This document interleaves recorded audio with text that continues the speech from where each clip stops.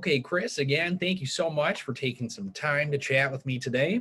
For everyone at home Sure. watching, please introduce yourself. Tell me about you. So I'm Chris Lopez. I'm a combat veteran from Escanaba, Michigan. My wife and I and our children moved here in 2014 when I finished working for the Department of Defense as a human intelligence instructor. I taught interrogations and source operations for the Army at Fort Huachuca, Arizona. Did that for a few years. Before that, I was a team leader in Iraq for a human intelligence team up north near Mosul. I was deployed from October of 2006 to December of 2007, and that was a life-changing experience for me. Since then, I've been kind of lost of where I belong in the world. And once COVID hit, and I saw that a lot of the premonitions I had about where the world was going and how fragile our society is and how exposed we are to like just things like we don't know if it could be a disease or an asteroid falling to the earth. Just how fragile our transport system is, our economic system is extremely fragile, especially right now with the rising rates and inflation. And I wanted to find something that was meaningful and something that I could make an impact doing, and that's why I decided to run for state representative. And that's who I am. I just combat veteran trying to find another place in our society where I can keep serving our country and our community. Sure, and that was kind of going to be my next question, so I'll ask it a little different, but maybe go over a bit more, please, about how your background has led you into running this year. So I spent the majority of my time in Iraq by myself. Being a team leader, I was very isolated just by the nature of the position. I didn't quite fit in with my peers, the troops anymore, because I was put into a team lead position, but I was very young. I was still 22 at the time when I was made a team leader. So I didn't fit in with the commanders so much either. So I was very isolated in that aspect. And I spent the majority of my career like that. And after I finished working for Department of Defense, stopped my career in the intelligence community, I spent that time investing. So I spent a lot of time, again, alone because I become so accustomed to just being by myself and doing my own thing. And investing is okay, but it's not rewarding. It doesn't leave an impact on my community. It's I I want to have a purpose in my community. I mean, everybody does to an extent, of course. Everybody should, at least I hope. Um, but I want to ensure that my kids have a world where they can thrive. And right now, with the current economic environment and the health environment and the political environment, especially, this is not an environment where any of us can thrive, regardless of where we are in the political spectrum, even the economic spectrum. Nobody has an environment where we can really thrive right now. Yeah, thank you, Chris. Now, following the last general election, there was a lot of talk about democracy being at risk through voting methods or the soundness of our elections. What are your thoughts on that in the past and moving forward? I think that there are issues that I find personally trusting any kind of third party company running our voting machine systems. I just think that's a security risk that we shouldn't take as a nation, personally. But I also think that any fraud, I mean, every single election in our nation's history has had a certain amount of fraud or nefarious voters that existed. Um, Now, whether that amount of fraud is enough to influence any election in our history, I don't think it was.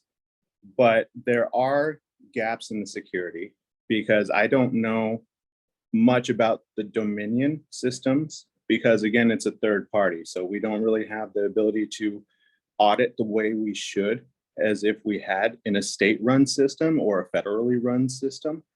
Um, and I think that we need to focus on data security, especially when it comes to that. There's not enough focus on data security and privacy. And we need to get a nonpartisan group together that can put all of the past tenses that some of our leaders created in our election environment and get past the 2020 election, especially, and all of that claims of fraud. We need to get past that and get a group together that's unbiased, that has the pure intentions of wanting what's best for the country. And we need politicians to stop being politicians and to start being legislators again and being representatives of the people. And remember that it's not a job, it's a duty position. Yeah, thank you.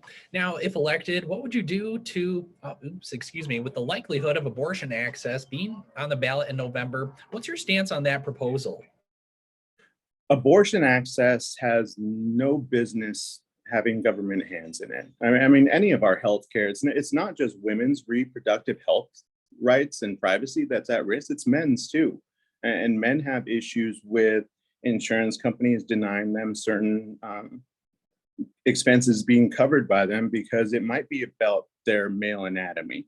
And women are having the same issue with SCOTUS. I mean, women much more, because abortion is an inherent right in them. They have an eminent domain of their bodies. They control what happens with their bodies. And unfortunately, no matter how much we dislike abortion, anybody who's ever waved a "Don't Tread on Me" flag should be waving it right now at SCOTUS's decision, especially because this is exactly what treading, the government treading on our rights looks like.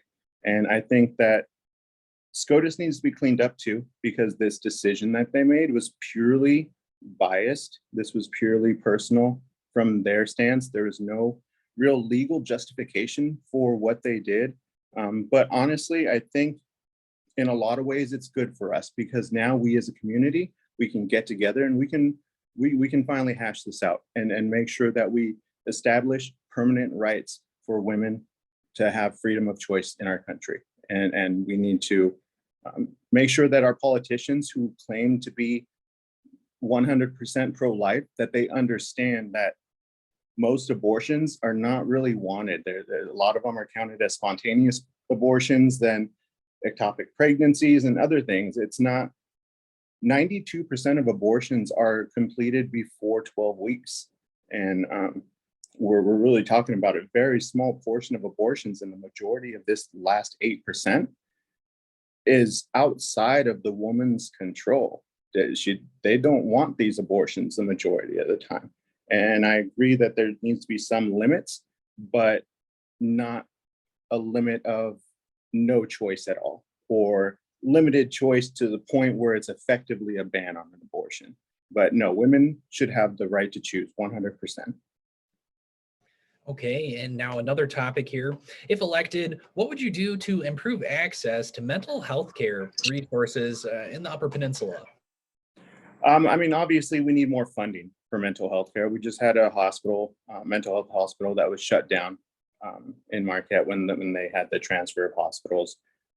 And furthermore, for mental health, we need to focus and identify where in our community, what in our society is causing these longer term effects in children to lead them into a lifelong battle with mental health. Because these things don't just, nobody in their right mind, no sensible person with things going on who has a 9-to-5 job and kids to raise and things that they need to take care of, they're not going, majority of them are not going to have a bad day because somebody cut them off and then decide to go shoot up a school or a hospital or just some random crowd. It doesn't make sense. There's red flags that show up the whole time that people ignore. Their friends see things, changes in their behavior.